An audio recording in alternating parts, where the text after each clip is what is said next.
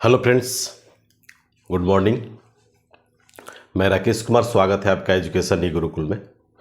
दोस्तों, ये बिहार दरोगा मेंस को लेकर के कुछ स्ट्रेटजी जो है आपका लास्ट फॉर्म में बताने जा रहे हैं। इसमें क्या क्या आप लोग देखेंगे ये आपको बहुत मायने रखता है।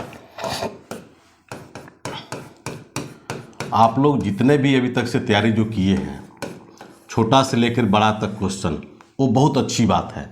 लेकिन अब रह गया कि उस क्वेश्चन में भी आपको क्या क्या जो है इम्पोर्टेंसी है, इम्पोर्टेंट है, और किन किन बातों पर हम लोग ज़्यादा फोकस करेंगे।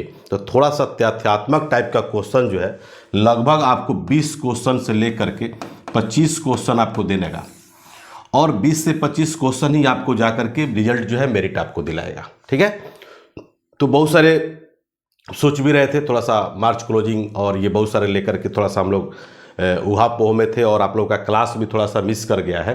तो बहुत जल्द जो है आप लोगों का क्लास जो है स्टार्ट करेंगे, क्योंकि आज एमएलसी का चुनाव भी था।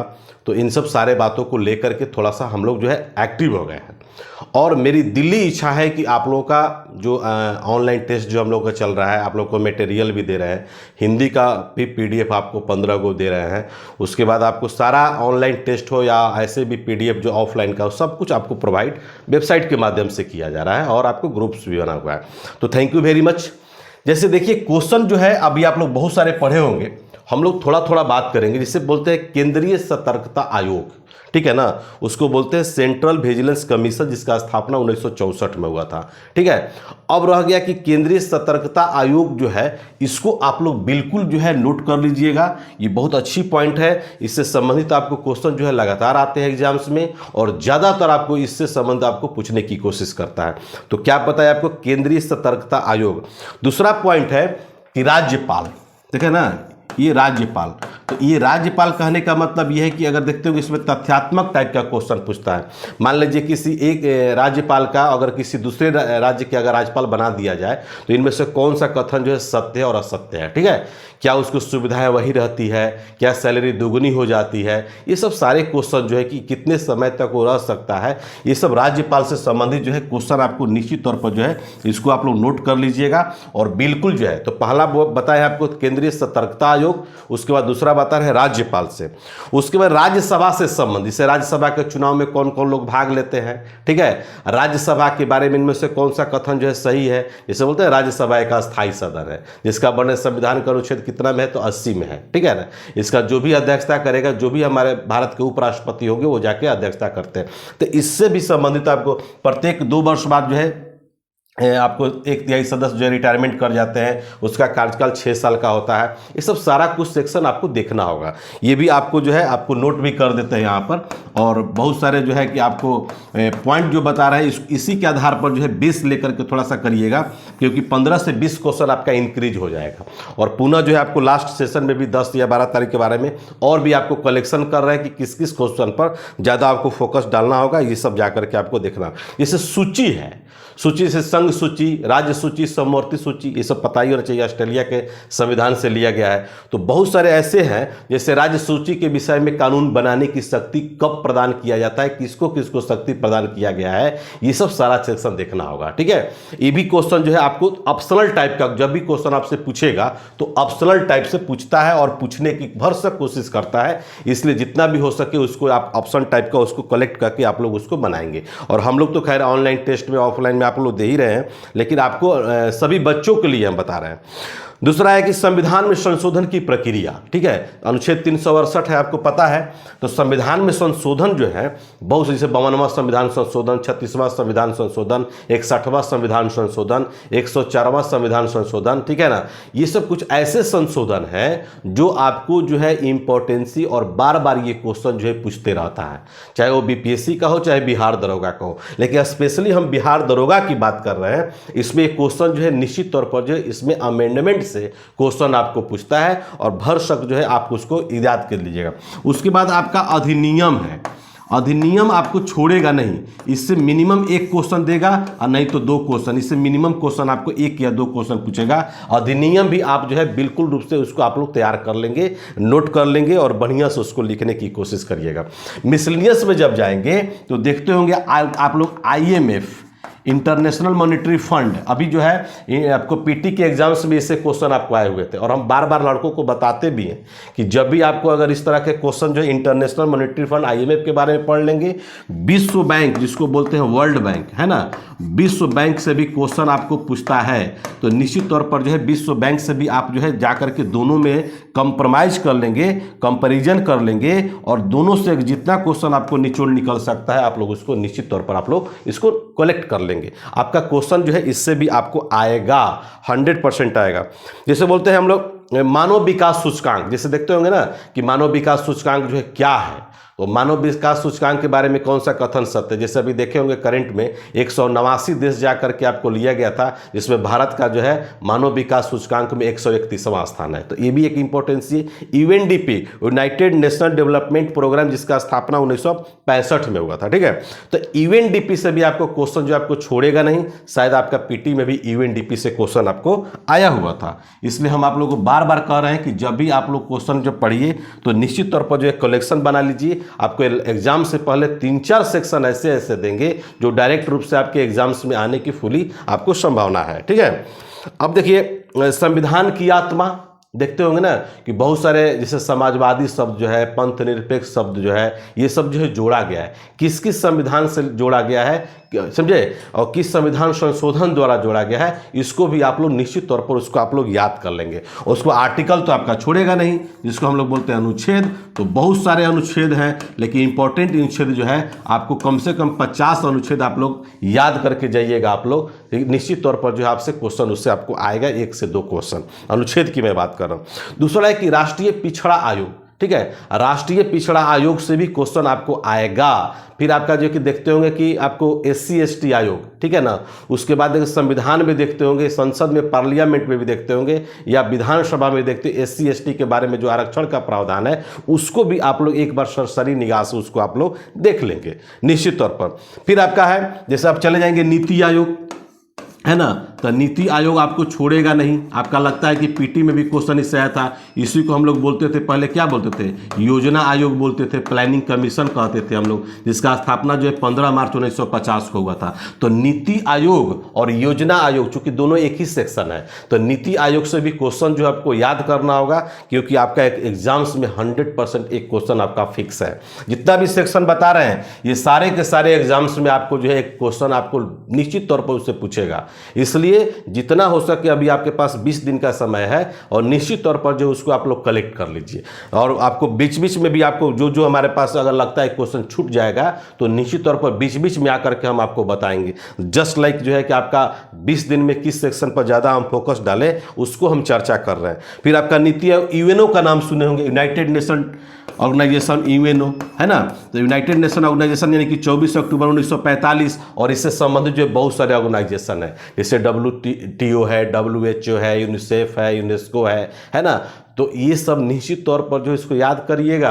कभी कभी इसका मुख्यालय पूछता है, कभी कभी जो है आपका उसको पूछ देगा कि कब कब किस किस वर्ष का स्थापना हुआ था, फिर उससे क्या इसके बारे में कथन जो सत्य और असत्य है।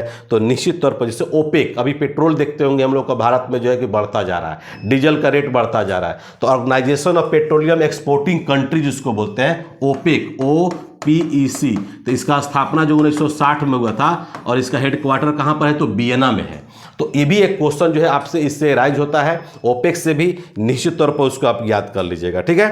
अब हम लोग चलते हैं, मान लीजिए हिस्ट्री की बात करते हैं, तो बहुत सारा आंदोलन है। तो हम बात कर रहे थे जैसे मूवमेंट है, आंदोलन है, तो आंदोलन में जैसे हम लोग देख लेंगे बारदोली मूवमेंट देख लेंगे, नॉन कोऑपरेशन मूवमेंट देख लेंगे, ठीक है। तो बहुत सारे हैं, जैसे पूना पैक्ट भी देख लेंगे, सविनय अवज्ञा आंदोलन भी देख लेंगे, भारत छोड़ो आंदोलन भी देख लेंगे। तो बहुत ऐसे मूवमेंट है, किसान आंदोलन भी देख लेंगे, ठीक है। उसके बाद भूदान आंदोलन है, उसके बाद आपका बहुत सारे स्टेट जैसे मुंडा है, हो है, उरांव है, भील है, गोंड है, ये सब क्वेश्चन जो है आपको पूछता ही पूछता है। युद्ध में चले जाएंगे तो first battle of Panipat, second battle, third battle, है ना, फिर first battle of Tarain, second battle of Tarain, third battle of Tarain, ठीक है। तो इसमें क्या है कि बहुत जैसे और भी बहुत सारे माने युद्ध है, जैसे खानवा का युद्ध, घाघरा का युद्ध, ये सब बहुत सारे युद्ध है। तो इसको भी आप लेकर के उसको आप लोग चलिएगा, ठीक है। तो निश्चित तौर पर जो है आपको क्या होगा कि उससे आपको इंपॉर्टेंसी पता चलेगी और उसका एक बेस तैयार हो जाएगा। बेस तैयार होने का मतलब है कि उससे संबंधित आपको क्वेश्चन 100% आएगा। पिछला बार भी आया हुआ था। और मिसलेनियस तो खैर छोड़ेंगे नहीं। अब मान लीजिए संगठन है ना जी, संगठन जिसको बोलते हैं, जैसे संगठन में आप चले जाएंगे, जैसे अभिनव भारत। अभिनव भारत क्या एक संगठन है। तत्वबोधिनी सभा क्या एक संगठन है। ब्रह्म समाज, आर्य समाज, प्रार्थना समाज, ये सब क्या एक संगठन है, ठीक है ना। तो उसके बारे में भी एक नोट्स बना लीजिएगा और 2-2 पॉइंट 3-3 लाइन जो है उसके बारे में आप लोग लिख लीजिएगा। तो निश्चित तौर पर क्या होगा कि आपको जो है उससे संबंधित क्वेश्चन अगर आएगा तो छूटेगा नहीं। जैसे मित्र मेला का गठन, ठीक है ना, गदर पार्टी का भी नाम सुने, गदर दल का भी नाम सुने, स्वराज पार्टी का भी नाम सुने होंगे। तो ये सब जा करके संगठन है, उस संगठन के बारे में आप लोग भूलेंगे नहीं। उसमें आपका आईएनसी भी है, जैसे इंडियन नेशनल कांग्रेस, ठीक है ना। इसका स्थापना जो है आपको 85 में हुआ था, 1885 में, आपको याद ही होगा। तो दैट इज वेरी सिंपल। तो निश्चित तौर पर इससे क्या है कि आपको जितने भी पेपर देखे होंगे अभी तक से, चाहे वो बिहार दरोगा हो, चाहे ईएसआई का एग्जाम हो, ठीक है ना, या आपको बीपीएससी का एग्जाम, तो ये सेक्शन जो है ना ये अछूता नहीं रहता, इससे बार बार आपको क्वेश्चन आपसे पूछता है, ठीक है। तो अब हम चलते हैं, मान लीजिए ज्योग्राफी की बात करते हैं। तो ज्योग्राफी में देखते होंगे जैसे नदी है, तो नदी में भारत की बहुत सारी नदियां हैं। उन नदियों में जो है जैसे प्रायद्वीपीय भारत की नदियां जो है याद करना है। दक्षिण, जैसे बिहार के संदर्भ में आपको क्वेश्चन आएगा तो उत्तर भारत की, उत्तर बिहार की नदियां और दक्षिण बिहार की नदियां, निश्चित तौर पर उसको बाइफरकेट करके आप लोग पढ़िएगा ताकि आपको क्वेश्चन आपको छूटेगा नहीं। भारत की नदी तो लेते हैं, झील लेंगे, डेल्टा लेंगे, एस्चुरी लेंगे, बहुत सारे जो आपको जो है बहुत सारे अभ्यारण्य हैं उसको भी लेंगे, और निश्चित तौर पर इसको याद करिएगा तो निश्चित तौर पर हमको लगता है कि आपसे क्वेश्चन छूटेगा नहीं, ठीक है ना। दर्रा भी आपको जैसे देखते हैं, जोजिला दर्रा, सिपकीला दर्रा, ये सब क्वेश्चन आपको पिछला बार भी आया था, इस बार भी आपको आएंगे। तो निश्चित तौर पर याद कि झील जो है, जैसे भारत की सबसे बड़ी झील, सबसे खारे पानी की झील, मीठे पानी की झील, लैगून झील है ना।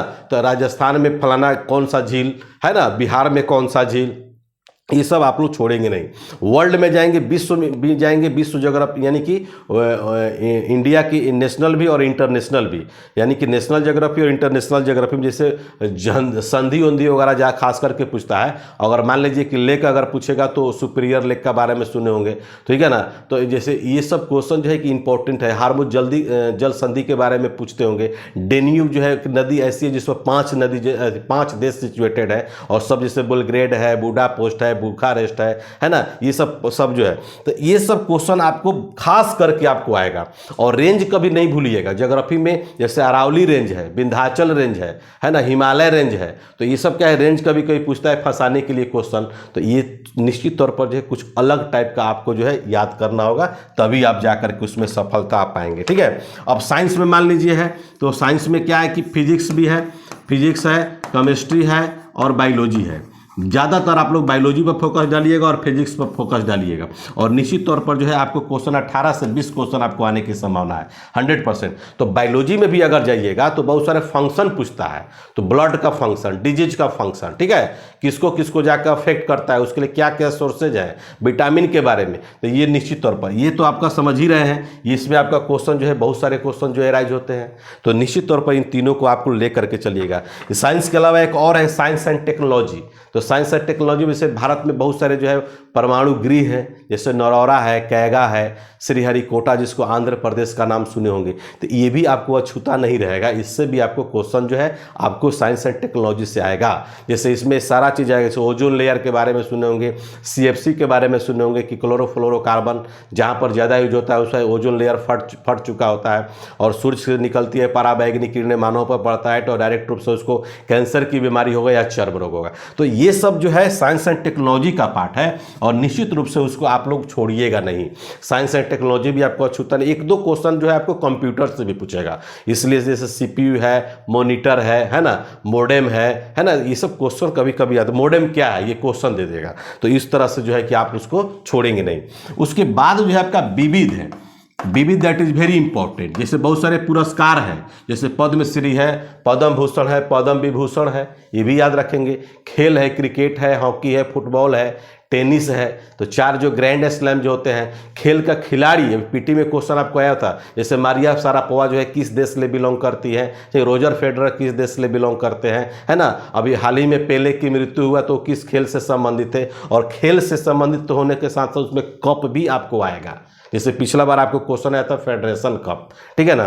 तो निश्चित तौर पर जो है खेल खिलाड़ी के साथ कप और खेल से संबंधित ग्राउंड भी नहीं भूलेंगे, ठीक है ना। ग्राउंड भी, जैसे ब्रेबोर्न स्टेडियम, ब्रेबोर्न लगता है कि आउट ऑफ कंट्री का नाम, लेकिन इंडिया मुंबई में ही सिचुएटेड है। तो ये सब जो है कि आपको याद रखना होगा। भाई बहुत सारे संस्था हैं, बहुत सारे संस्था, मतलब जैसे रेड क्रॉस का नाम सुने होंगे, ILO का नाम सुने होंगे, CBI का नाम सुने होंगे, IB का नाम सुने होंगे, रॉ का नाम सुने होंगे, FBI का नाम सुने होंगे।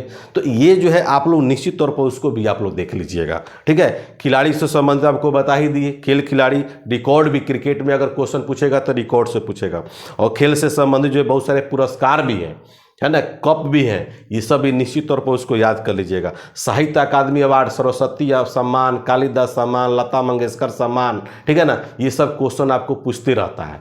तो निश्चित तौर पर उसको याद करिएगा। और हर सेक्शन के साथ साथ ज़्यादातर आपको फोकस जो डालना है, आपको मिसलेनियस पर डालना है। तो दोस्तों ये जो मेरा था कि आपको अब मात्र आपके पास जो है कि 20 दिन का समय बचा है, 20 डेज का समय बचा है। और जैसे जैसे एग्जाम जो नज़दीक आता है तो लड़के लोग क्या होते हैं, दिग्भ्रमित होने लगते हैं। दिग्भ्रमित होने की जरूरत नहीं है, सेक्शन पढ़े हुए हैं, छोटा छोटा क्वेश्चन आप लोग के एग्जाम्स में आएगा, डायरेक्ट रूप से उसको आप बना सकते हैं। लेकिन क्वेश्चन आपको ज़्यादा एराइज कहाँ से होगा, एक बार हम लिस्ट के आधार पर जो है पूरा लिस्ट बना देंगे। मुश्किल से आपको 60 से 70 सेक्शन लेकर चलेंगे, और 60 से 70 सेक्शन में आपको एक बार फोकस जब कर देंगे, तो चूंकि तैयार कर रहे हैं, और लास्ट में आपको जो है आफ्टर 1 वीक के बाद आपको हम बता देंगे, ताकि आपको मौका मिल जाएगा 15 दिन में पढ़ने का।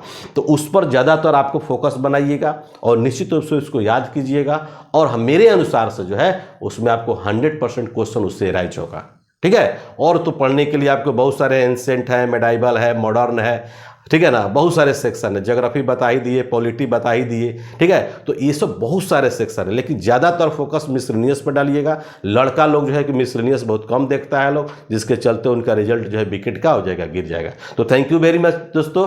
बहुत सारे बच्चे जो अभी थोड़ा सा होपलेस हो रहे हैं, तो मैं थोड़ा सा एनर्जी उसमें पुट करने का काम कर रहा हूँ। और निश्चित तौर पर आप लोग इसको सेक्शन को बना करके चलिए, थोड़ा सा अलग पढ़ना है, बार बार हम बोलते हैं थोड़ा सा अलग पढ़िए, मेरिट में आपको कोई रोक नहीं सकता है। तो थैंक यू वेरी मच दोस्तों। इनकलाब जिंदाबाद।